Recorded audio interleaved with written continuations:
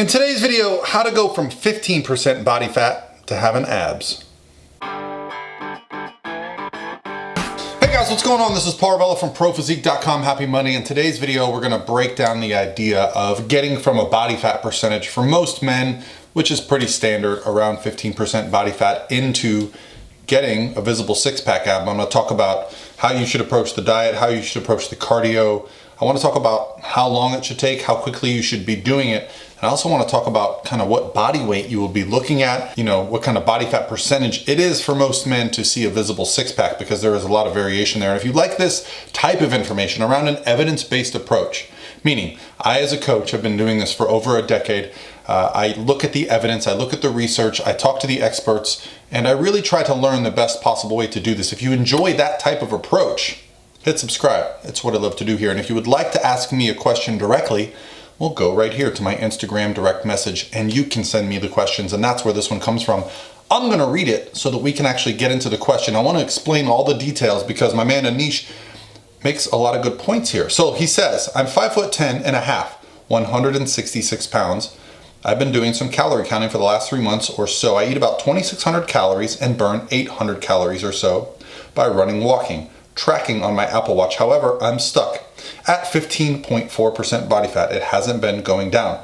I think I'm at a plateau. Any advice or what I can do to drop to achieve a six-pack? Would really appreciate it. So there's a lot to discuss here, because the first thing I want to talk about, and a lot of people will notice right away, at 5'10" and a half and 166 pounds, that's not a lot of lean body mass, all right? So for someone this tall to be this weight, I would kind of expect you to be a little bit lower body fat percentage. So one of the things I really want to focus on with you is, without knowing more about you, you need to start taking some measurements, right? Because what you might actually be able to do here is put on some lean body mass and lose body fat simultaneously. And the best way to track that is by measuring your waist measurement. Your waist measurement, especially for men, lower abs are involved, lower back is involved. If those inches are coming in, guess what, my friend? That is fat loss. That is body fat loss. However, if you're doing that at the same time as you're really doing a good workout program, and if you don't have a good workout program, I have some free ones on my website. If you go there, I'll put a link below. I have a free beginner's guide. But if you start working out, you can really start to see some progress by adding muscle and lose body fat at the same time. This kind of recomposition is something that it's really enjoyable to do, and at your body weight, body fat, I think it's highly possible. All comes down to, how detailed you're being with your nutrition. It sounds like you're doing a great job there.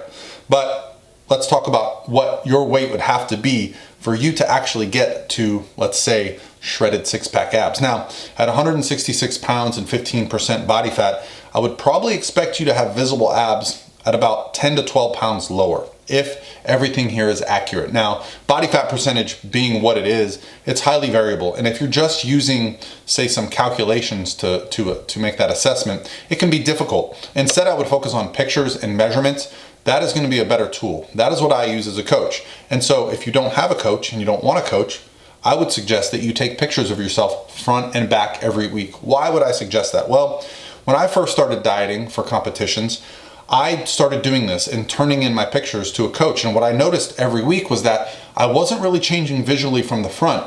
And this will obviously kind of be disheartening. For those of us that just go in the gym and see ourselves from the front, if you're not seeing progress, you think you're not getting leaner. But what I discovered was when I looked at my pictures from the back, I was losing a lot of body fat, especially in my upper and lower back. I was starting to see muscles that weren't visible before. And this told me, hey, you're doing the right things here. But had I never taken those pictures, had I never hired a coach, I never would have noticed. So there can be some changes in body composition that go on without the scale necessarily coming down and without the body fat test being accurate. Depending on what body fat measurement test you're using, there can be as much as like a 5% variation. But if you want to get leaner, ultimately, you're going to have to lose body fat, all right? So at 2,600 calories, that sounds like a really good amount of food. As long as you're getting around 165 grams of protein or more per day, it sounds like that you're doing a really good job with calories. And you say you're burning 800 calories a day using your Apple Watch. Now, one thing I would do is be more careful about the Apple Watch. What I prefer to do is track activity. So that way, when I need to increase activity, I have something to add to. So if you're taking, say, 10,000 steps a day, maybe you just bump it up to 12,000 or 15,000 steps a day. Or if you're doing 15 minutes of cardio, it's easily bumped up to 25 or 30 minutes of cardio Any type of cardio can be calorie burning, so you just want to make sure you're tracking all your variables. You're taking in the right amount of calories consistently, you're doing activity consistently. That way, if you want to lose body fat, it's as simple as lowering calories, increasing activity, or doing a little bit of both. This is going to give you the best result as far as consistently losing weight. Now, you mentioned that you've been doing this for about 3 months and you're not seeing a lot of progress. That would tell me that a few things are going on here. Either you're not tracking your calories accurately, or you're being very inconsistent. One of the first things I like to have my clients do when they start a program is do something I call the repeat diet, meaning you repeat the same breakfast, lunch, and dinner for 3 days in a row. You do not eat out, you prepare all your own food. If you hold that true and you still don't lose weight, well, we know that you are eating consistently, so now we can start to control the variables. The real problem with weight loss is when you're playing with too many variables, okay? If you're eating out too frequently, the calorie range can be hundreds of calories off. Even if on your app it says you're eating a certain amount of food, restaurant workers are not weighing out things to the gram like we would do at home, okay? If you're preparing all your own food and weighing all your own food and putting it in Tupperwares, when you go to eat it, you know what it is. If you're going out and you're trusting that something you purchased from a store or a nutrition label is accurate, just understand that those can be wildly variable, and that can simply put you into maintenance because of that. So by removing that variable, you can really start to see some progress. And this is where things get exciting and, you know, starting to get into good routines. And I talk about it all the time, but the clients and the people that have the most success in body composition changing are the ones that really take care of their nutrition, really put an emphasis on planning their meals ahead. They'll often bulk cook or bulk prepare foods. They'll use a food prep service. Whatever it is, they are making sure that they're putting their nutrition ahead of just guessing and just eating and just trusting food labels. That is one big variable in this whole game. If you need a little motivation, something to get excited about, well, we just did our first ever 90-day transformation challenge and it went wildly successful, and we gave away $5,000. That's right.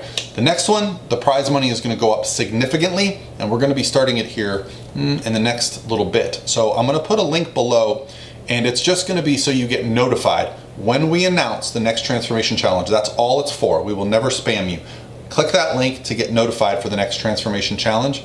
Let's talk about the rate of fat loss. So for someone that wants to get lean, what the research shows and what I've seen both as an athlete and a competitor myself and with my clients is that we don't focus on rapidly losing weight, because if you're losing weight rapidly, chances are you're doing an approach that's going to be a bit too harsh for you to maintain it. Also, you're going to risk losing muscle or lean body mass along the way, and you don't want that. So what is the right amount of weight loss? Well, for someone that's 165 pounds, I would say about 1.5 pounds per week. If you're not losing 1.5 pounds per week, then you're not probably in the right, calorie deficit to do that. That's about 1% of your body weight.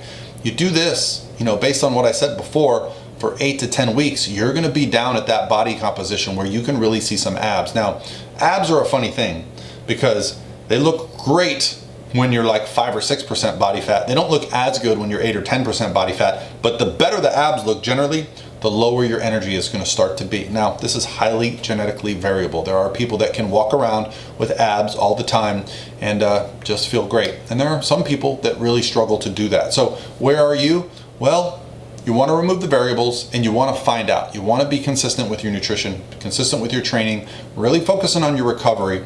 But if you get down to a place where you think you see your abs and you're not happy, you can always adjust and get leaner. This is where competitions come in, whether it's our transformation challenge, whether it's a bodybuilding competition, whether it's a photo shoot. Setting up a realistic end-line goal with a deadline is really going to help motivate you and make every single decision you make towards that goal much more focused. All right, guys, that's going to be it for today. Hope you guys have an awesome Monday, and I'll talk to you tomorrow.